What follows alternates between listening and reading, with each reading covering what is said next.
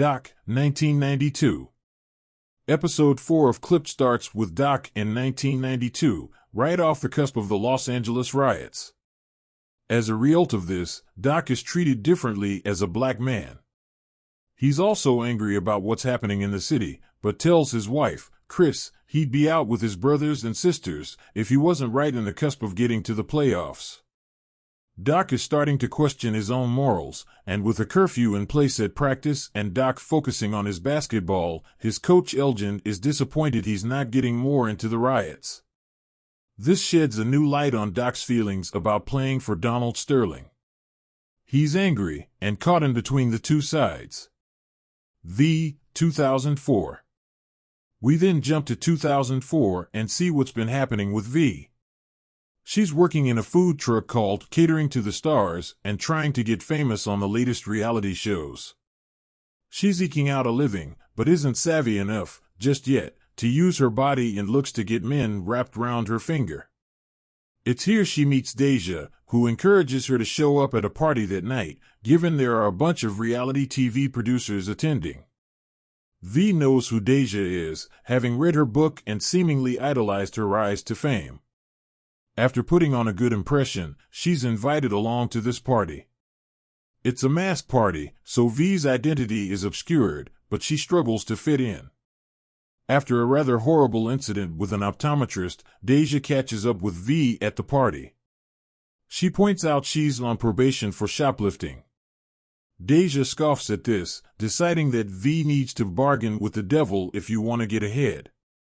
She knows how to play the game and points out V should flaunt her body and get a sugar daddy in order to make it big. This sanctuary party is hosted by a sports agent. V isn't like the other women here, and they speak plainly in the kitchen together. It actually helps this agent open up to her after some light flirting. The pair get along well, explaining their worldview and insecurities. V feels like she's on the wrong level and wants to chase happiness by making it into the big time. She thinks the money and gifts are going to change her perception on the world. V senses an opportunity and suggests he take her under his wing, and it works. Shelley and Donald, 2006. So what of Shelley during this time?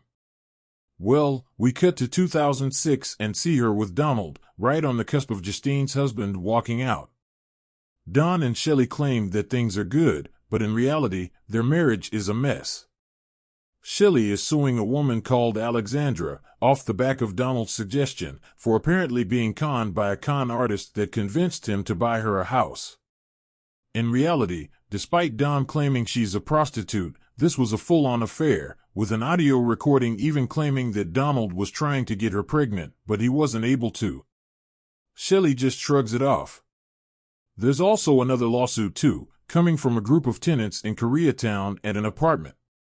Shelley believes this is just non-profits taking advantage of their hospitality, when in reality things are far worse.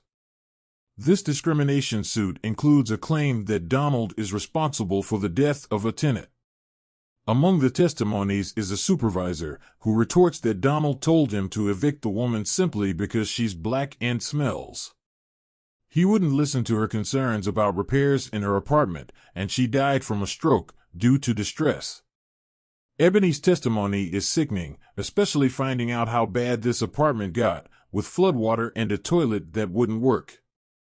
Ebony wanted her mom to leave, but she decided to stay and fight for what she deemed to be right.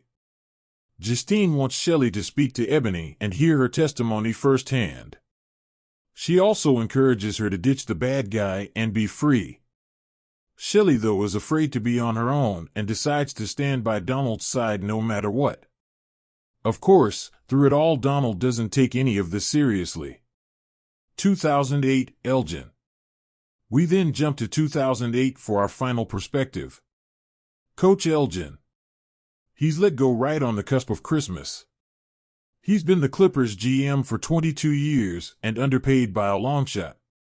It's apparently due to his track record, and Andy tries to play the system, but Elgin is having none of it. Elgin points out that he swallowed all of this BS for years. Nobody bothers to ask about the trades he couldn't get Donald to approve, nor has he ever spilled the details about the bare-bones operation they have going on here.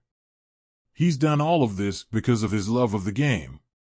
It kills him to have to stomach all these losses, but if he had the right resources, he's convinced he could have taken the team higher. Elgin has decided he's going to hit a lawsuit against the NBA for racial discrimination. He knows about the housing discrimination lawsuit, which was completely paid off, and he brings up the racial inequality in the league. He knows he won't win, and this could ruin him, but he's convinced that the world needs to know the truth. Predictably, the lawsuit is thrown out, but Elgin has a history of standing up and doing what's right.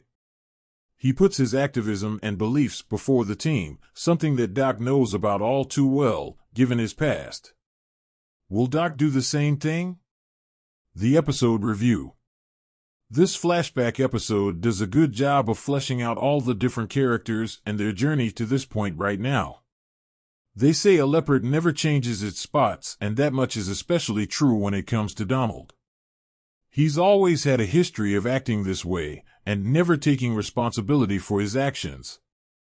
The fact that Shelley just stands by his side and swallows all of this is indicative of how much of a strange hold he has over her. Hearing the full extent of the affair is hard to stomach too, and you can't help but feel bad for Shelley. Meanwhile, Doc's rage and anger over the whole situation involving the racial inequality and riots in LA is a good way of showing the disdain and anger he feels but has managed to bury. The juxtaposition between him and Elgin is fascinating to see, and it'll be interesting to see exactly what Doc chooses to do in the present. The episode is good, for the most part, and the flashbacks work well to flesh out more of the past and set the foundations for more drama to follow. Roll on the next episode.